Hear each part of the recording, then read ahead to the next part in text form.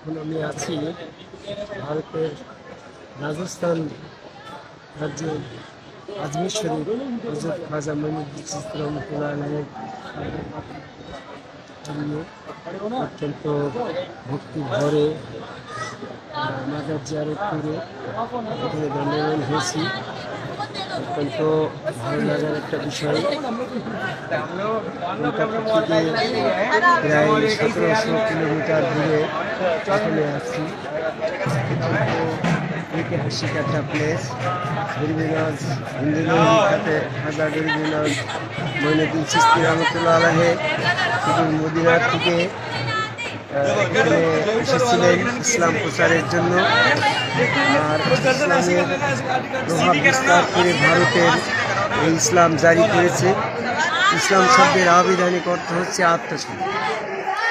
তো হয়তোবা অনেকেই এই ইলাহা ইল্লাল্লাহ মুহাম্মাদুর রাসূলুল্লাহ কালেমা পড়ে এই মুসলমান হয়ে যাচ্ছে, কিন্তু সেই কথার ভিতরে কিন্তু আত্মসমর্পণ কথাটা নেই।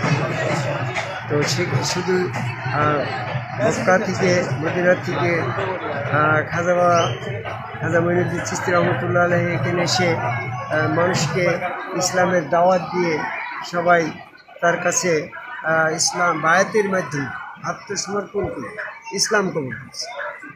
এই বিষয়টাই আমাদের জানা বিষয়। আমরা চিশতিয়া খাজা চিশতিয়ার এই নিজামিয়া সিলসিলার ভিতরে আছি। আমাদের সম্মুখ গুরুগণ আমাদের রসুল হিসাবে তার কাছে বায়াত গ্রহণের মাধ্যমে আদম কাবাই আল্লাহকে সেজদার মাধ্যমে আত্মসমর্পণ করা, এটি হচ্ছে আমাদের চিশতিয়া নিজামিয়া শাখার মূলত বৈশিষ্ট্য।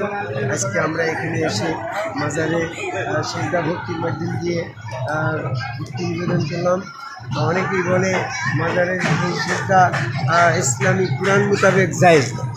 তো সেক্ষেত্রে অনেকেই আমার কাছে জিজ্ঞাসা করে জানতে চায়, আমি সূরা হজের 32 নম্বর আয়াতে বলা হয়েছে শায়ের আল্লাহ সম্মান প্রদর্শন করা, সেজদা ভক্তি করা, আর সেটা আল্লাহ পাকের সেজদা ভক্তি তাকওয়ার সঙ্গে।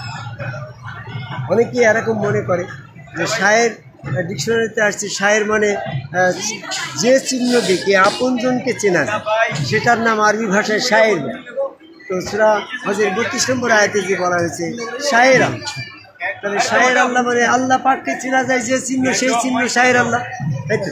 সেটা হচ্ছে কি, কোরআন গবেষণা করে আমি দেখলাম রসুলের হাত আল্লাহ, রসুলের কাছে আত্মসমর্পণ করলে আত্মসমর্পণ আল্লাহর কাছে।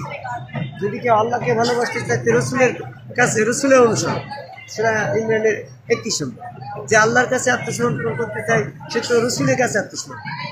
সূরা নিসার 80 নম্বর, রসুলের চেহারা, রসুলের হাত আল্লাহর হাত। সূরা আল ফাতিহা 10 নম্বর, রসুলের হাত যদি আল্লাহর হাত হয়, রসুলের পা যদি আল্লাহর পা হয়, তাহলে রসুলের চেহারা আল্লাহর চেহারা।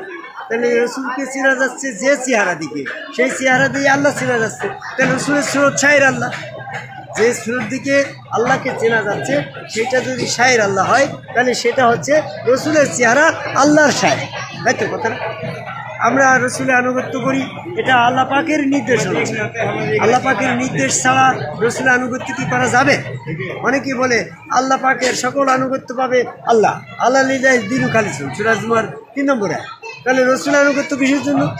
আল্লাহ বলতে সূরা নিসা 64 নম্বর আয়াতে যে আমি তো রসুল ওয়ামা আরসালনা মিন রাসূলা ইল্লা তাবিউ বিজনিল্লাহ।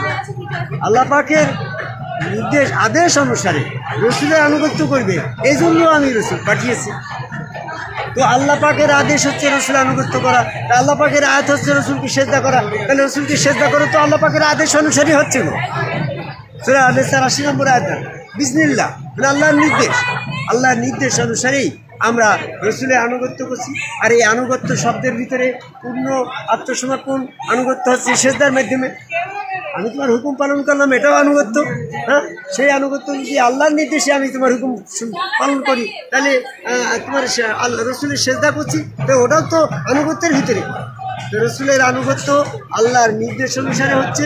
সূরা নিসার 64 নম্বর আয়াত অনুসারে অনেকেই এই মাজারের সেজদা বা এরকম রসুলের আদম কবে আল্লাহকে সেজদা, এটা কোরআন মোতাবেক আল্লাহ পাকের নির্দেশ অনুসারে হচ্ছে। আল্লাহ বলছে ওয়াসজুদুলি আদামা, আদমের নিমিত্তে সেজদা করে, সূরা বাকারা 34 নম্বরে। তাই আল্লাহ পাকের নির্দেশ আছে আদম কবে সেজদা, হ্যাঁ, আল্লাহ পাকের নির্দেশ আছে রসুলের আনুগত্য করা।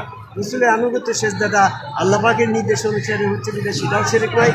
আর মাজার হচ্ছে রসুলের স্মৃতিচিহ্ন।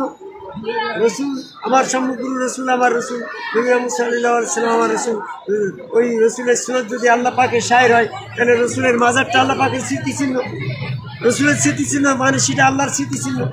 তাহলে এইভাবে আল্লাহ পাকের স্মৃতিচিহ্ন মাজারে সেজদা ভক্তি করা, এটা সূরা হজের 32 নম্বর আয়াত অনুসারে জায়েজ আছে। ওটা তো আল্লাহ পাকেরই তাকওয়ার সন্তান। যারা আল্লাহ পাকের শায়েরে সম্মান প্রদর্শন করলো, সেজদা করলো, সে তো আল্লাহকে সম্মান করলো, আল্লাহকে তাজিম করলো, আল্লাহকে সেজদা করলো। ইন্নামাল আমালু বিন্নিয়াত, নিয়ত যদি আমার থাকে আল্লাহর দিকে, তাহলে সেই সেজদাটা আল্লাহ বরাবর যাচ্ছে।